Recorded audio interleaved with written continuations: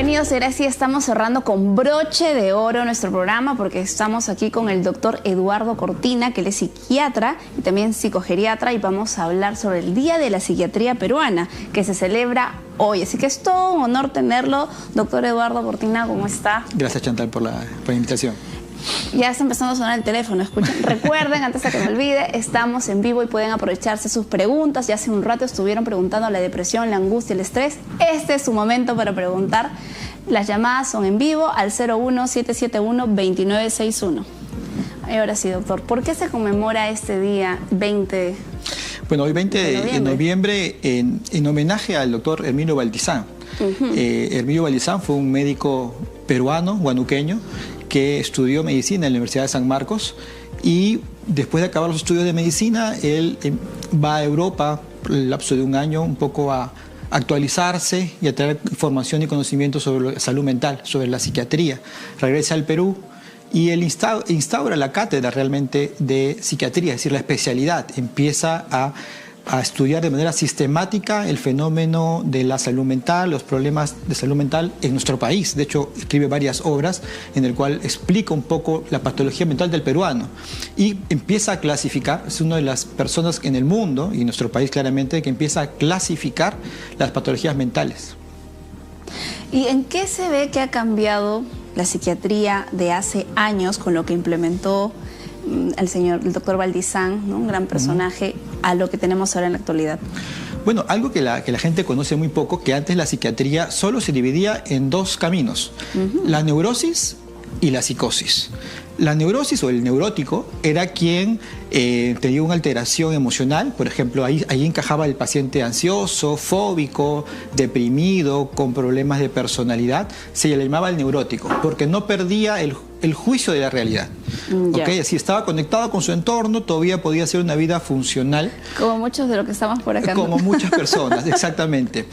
Y estaba el paciente psicótico, que era el que sí perdía el juicio de la realidad, es decir, el que tenía por momentos alucinaciones, delirios, persecución, agitación. Entonces, la sociedad antes y la ciencia lo dividían en dos situaciones. Entonces, antes los neuróticos se podían tratar más de manera ambulatoria y los psicóticos tenían que estar institucionalizados, ¿no? Porque eran un peligro para sí mismos y contra otros. Qué interesante. Y eso era antes, ¿y ahora? Hoy no. Gracias a estos aportes, por ejemplo, Herminio Valdizán sería un gran aporte a la medicina mundial porque él empezó a clasificar, empezó a ver, por ejemplo, que no solamente había un cuadro neurótico, sino que habían cuadros asociados, por ejemplo, al estado económico, al trabajo, a lo cultural, a la alimentación. Entonces empezó a clasificar que todos los cuadros no eran iguales. Él fue una de las personas, entre mucha gente en el mundo, que empezó a clasificar recién. Vamos a decir que a inicios del siglo XX empezamos a clasificar las patologías en trastornos, ¿no? Lo que se conoce, los que estudian medicina, el DSM, ¿no? Empezamos a clasificar DSM-3, DSM-4, DSM-5, y también gracias al avance de los fármacos, ¿no? De hecho, la generación de fármacos en nuestro país llegó en el año 50, lo que es la clorpromacina, que fue el primer antipsicótico que hizo justamente que los pacientes que estaban internados en clínicas empezaron a salir a sus casas. Gracias a este fármaco. Gracias a lo que se conocía en el mundo como el Largactil, ¿no? Era el fármaco que finalmente salvó muchas vidas, ¿no? Hizo que los pacientes salieran de las internaciones, ¿no? Fueran a ver a sus familiares, ¿no? Dejaran de alucinar, de estar perseguidos.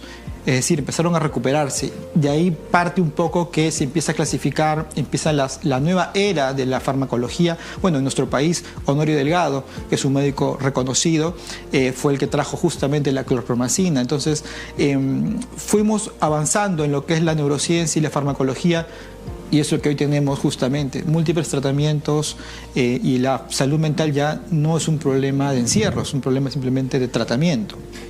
Sí, pero igual, después de la pandemia ha habido un caos, yo creo, mental, porque ya no había citas en psiquiatría, y esto se quejan los pacientes, o sea, no puedo encontrar cita en psiquiatría. ¿A qué se debió todo este desbordamiento? Sí, definitivamente ha habido un fenómeno social mundial luego de la pandemia. Dos factores que es una situación, una pandemia no ha sido vivido por ningún ser vivo actual, ¿no? Cuando llegó la pandemia no había ningún médico en el país que tenía experiencia previa de pandemia, ¿no? Hemos tenido epidemias, sí, pero una pandemia, la verdad que ningún médico estábamos preparados y eso generó mucho estrés. Si para los médicos fue estresante, imagínate para la sociedad, fue demasiado estrés junto, ¿no? Esto hizo que justamente los pacientes que tenían predisposición a tener depresión, ansiedad, psicosis, el estrés hizo que esto apareciera. Entonces, después de la pandemia ha habido un aumento de patología mental y lógicamente no hay tanto acceso en nuestro país y en el mundo de psiquiatras, pero sobre todo en nuestro país, ¿no? Es decir, no hay tantos psiquiatras para tantos peruanos, ¿no? Y es uno de los grandes problemas que tenemos en la salud pública, ¿no? Eso es cierto, a pesar de que se han implementado el seguro, el MINSA, tienen los consultorios ahora con más accesibilidad, ¿no? Pero también aquí hay una pregunta: ¿cuándo debo de ir al psicólogo? ¿Cuándo debo ir al psiquiatra? ¿Cuándo estos dos profesionales se complementan? Si yo me siento estresada, ansiosa, ¿a dónde debo ir primero? Esa es, creo que la pregunta que más me pueden hacer o más se hace la sociedad. ¿A dónde ir primero, no? Para entender primero que la psiquiatría es una especialidad de la medicina, ¿no? Los psiquiatras valoramos el cuerpo humano en general, no solamente la psiquis, ¿no? Pero para hacerlo como un ejemplo práctico, el psicólogo va a estar más orientado a manejar lo que es la conducta, ¿no? A manejar, por ejemplo, lo que son los traumas, a poder manejar, por ejemplo, situaciones muy estresantes en la persona. Por ejemplo, una persona que dice: doctor, me estoy divorciando y me siento mal consecuencia de mi divorcio. Ese paciente lo más probable es que necesite un psicólogo que lo ayude a seguir su tratamiento, sus pautas, manejo de emociones para afrontar ese duelo, ¿no?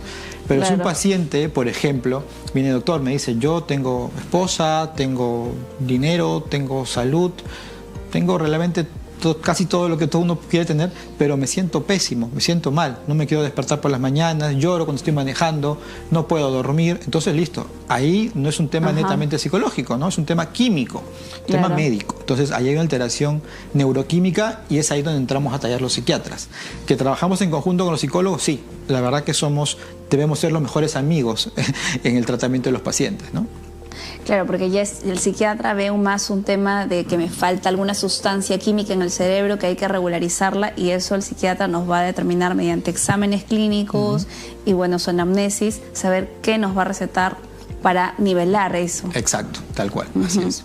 Y actualmente, ¿cuáles son las enfermedades mentales que ustedes ven más en el país? Bueno, en el país lo que más vemos por estadística es los trastornos de ansiedad y la depresión, ¿no? Son las dos patologías que más vemos los psiquiatras en el Perú y diría que en el mundo, ¿ya? Es la patología que más vemos en la práctica diaria de los psiquiatras y, bueno, la que felizmente a la actualidad ambas patologías tienen tratamiento y cura, ¿no? Gran parte de los trastornos ansiosos tienen cura, e incluso las depresiones, ¿no? Es tal vez algo que la gente a veces no conoce o piensa que no, usted que es deprimido toda la vida o que tiene un trastorno de ansiedad y que va a padecerlo toda la vida. La ciencia avanza y cada vez los tratamientos son más cortos y más eficientes, ¿no? Por eso es lo que más vemos los psiquiatras, ya seguido después tal vez de los trastornos más adaptativos o psicóticos, que también lo vemos los psiquiatras en su día a día. ¿Y actualmente hay algunas cosas novedosas que hayan salido para tratar esos problemas de ansiedad, depresión? Bueno, el tratamiento sigue, a pesar que la ciencia avanza, los tratamientos para tratar tanto la ansiedad como la depresión siguen siendo los antidepresivos, ¿ya? Siguen siendo todavía. Claramente hay actualmente nuevas formas de tratarla o de complementar los tratamientos, como la terapia electromagnética, ¿no? Algunos medicamentos también alternativos, ¿no? O por ejemplo también en algunos casos de patologías muy graves se usan medicamentos como que son anestésicos que pueden generar también mejoras, ¿no? Hoy estuvimos hablando temprano sobre justamente la estimulación magnética transcranial. Exacto. Un poquito, que tiene que ver netamente pues con los temas de la mente, ¿no? Bueno, qué interesante, o sea, hay todos esos campos actualmente. Exacto. Y cómo el paciente tiene que pasar primero con ustedes para que determinen qué es lo que necesita.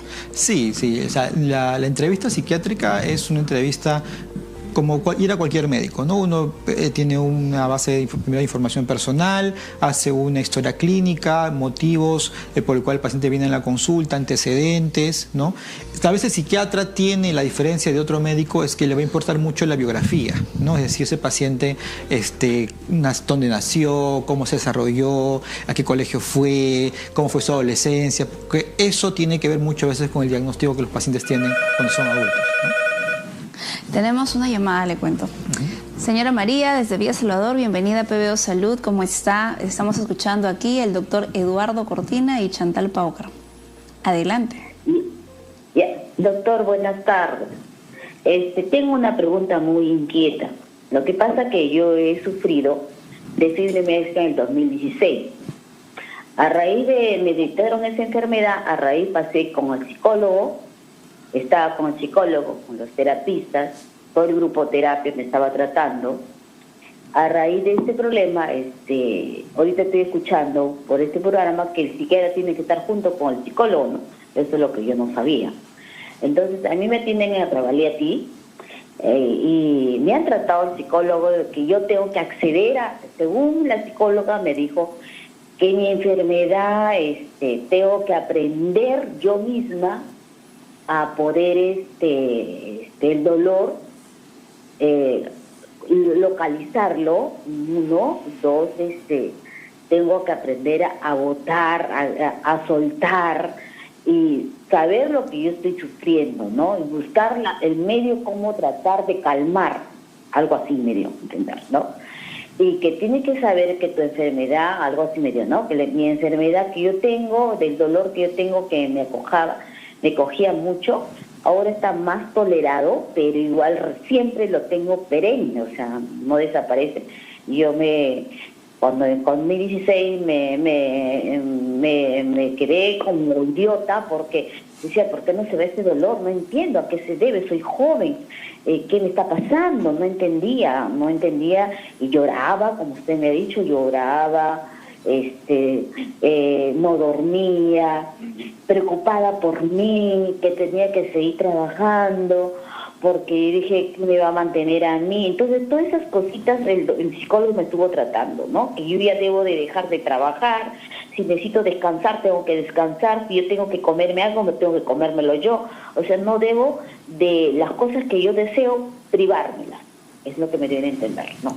Okay. Y tengo que desenvolver mis emociones, ¿no? Y está tratando sobre ese tema de mis emociones, y las emociones ya ahora están más fuertes. Antes lloraba, ¿no? Lloraba, cualquier cosita lloraba, me daba ataques de nervios, me sentía encerrada, tantos años trabajando encerrada en 10 horas, 12 horas trabajando, me sentía como así, ya me faltaba como el aire, me sentía así. Entonces, según la doctora, dice que la doctora